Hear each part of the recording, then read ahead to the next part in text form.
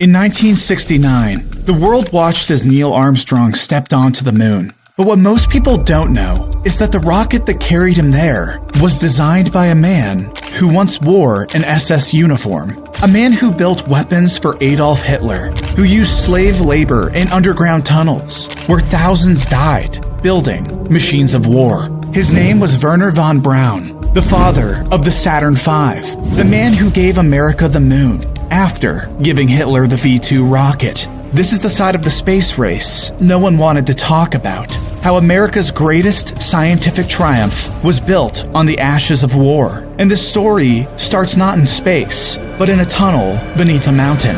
In the spring of 1945, Nazi Germany was collapsing. Cities were in ruins. Troops were surrendering. And in all the chaos, a small group of scientists made a deal. These were the engineers of Hitler's rocket program, the minds behind the V-2 missile, the first object ever to reach space. A weapon so fast, it struck before the sound even arrived.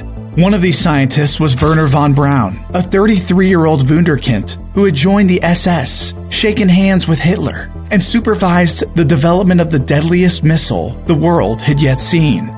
He and his team didn't want to be captured by the Soviets, so they surrendered to the Americans. But not empty-handed. They brought rocket plans, experimental engines, and resumes of war.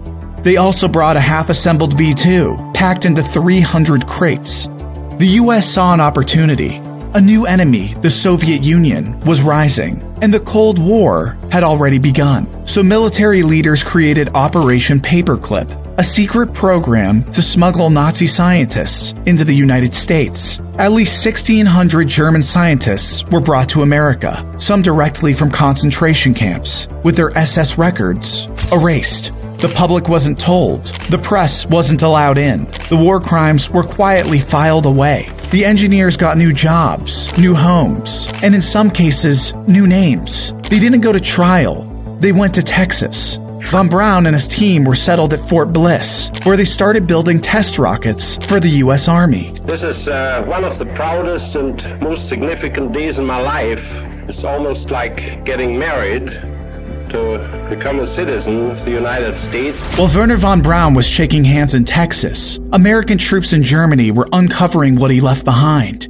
Deep in the Harz Mountains, they found a massive underground factory carved into the rock, a secret site where rockets were built by hand, and thousands died doing it. The place was called Mittelwerk. It produced over 5,000 V-2 rockets, but it wasn't just a factory. It was a graveyard. More than 60,000 prisoners were forced to work there. At least 10,000 died inside. Some were children, others were elderly, but all were disposable. Shift work ran 18 hours straight. Prisoners died standing up. If one collapsed, another was chained in their place. Executions were public. One man was hanged from a crane, left there for days. The SS reused coffins, 6 corpses in a box, stacked and buried. Von Braun visited this site repeatedly. He claimed he didn't know what happened inside, but multiple witnesses saw him in the tunnels. Some said he watched a man beaten to death and turned away. When the Americans found Mittelwerk, they took the blueprints, took the rocket parts, took the scientists, and buried the rest under a label: strategic interest. By the early 1950s, Wernher von Braun had a new home, a new job, and a new story. The press called him a rocket genius. The army called him an advisor. And soon, the American public would call him a hero. And in 1955, he made his national television debut on Disney. Walt Disney invited him to co-host a new science series, an upbeat animated guide to the future. And there he was, the man who once built weapons for Hitler, now standing beside Mickey Mouse, teaching children about space travel. The show was a hit. 40 million people tuned in. Man in Space was so popular, President Eisenhower reportedly ordered copies for the Pentagon. America loved it. Von Braun became a household name. He wrote editorials, published books, posed for Life magazine with a plastic model of Mars. He wasn't hiding anymore. He didn't need to. The public saw what they were shown: a brilliant scientist who escaped tyranny to help America win the future. He didn't have to lie, because by now, no one was asking questions. In 1958, after the Soviet launch of Sputnik, the United States panicked. The first time anybody has ever been able to get anything out that far in space and keep it there. The world's first satellite wasn't American. It wasn't even Western. It was Russian, and it was beeping over American skies. In response, Congress created NASA, a civilian space agency designed to win the space race. But behind the scenes, it wasn't very civilian at all. Of NASA's founding engineers, dozens came from Nazi Germany. Many, including von Braun, were placed in senior roles. The man who once dreamed of hitting London was now America's best shot at the moon, and the money poured in.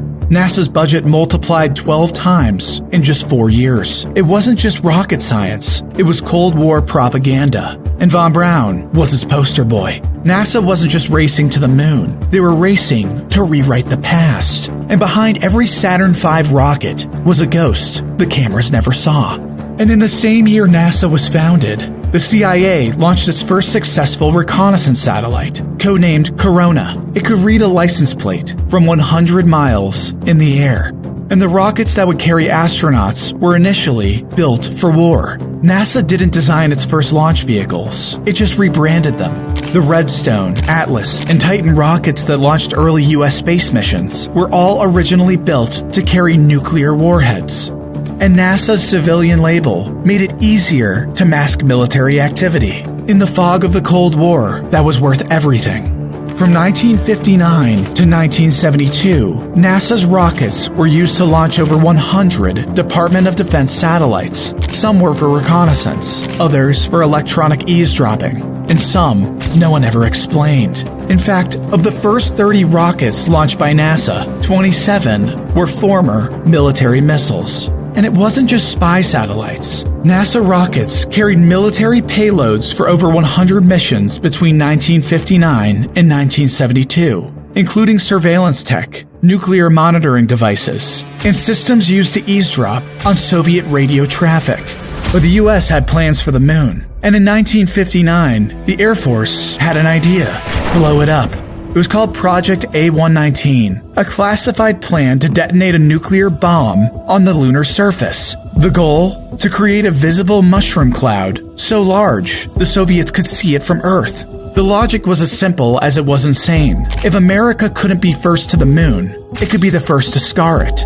Among the physicists who quietly contributed, a 26-year-old man named Carl Sagan. He kept it secret for decades. Eventually, Project A119 was scrapped. Too risky, too provocative. But it wasn't the last time NASA's public image hid a darker truth. In 1967, 3 astronauts were preparing for launch. Their mission was Apollo 1, the first manned flight of the program. But during a routine test, something went horribly wrong. A spark ignited the pure oxygen atmosphere. Within 17 seconds, all 3 men were dead. They had no way out.